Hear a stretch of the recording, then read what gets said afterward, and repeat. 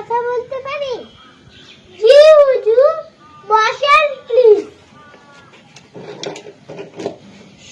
আপনারা কি মুসলিম? জি হুজুর, আমরা মুসলিম। আপনাদেরকে তো কখনো মসজিদে দেখি না, তাহলে আপনারা কিভাবে বুঝলেন আপনারা মুসলিম? কারণ আমাদের আব্বু আম্মু মুসলিম, আমরা মুসলমানের সন্তান, তাই আমরাও মুসলিম।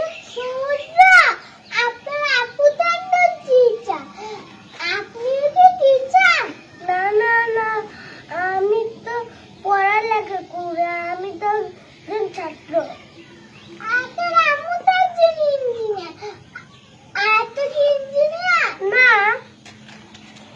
ইসমান, রাশিদ ভাই আব্বু তো একজন ডাক্তার, রাশিদ ভাইকে কেন ডাক্তার বলে? না, রাশিদ ভাইকে ডাক্তার হতে গেলে কি করতে হবে?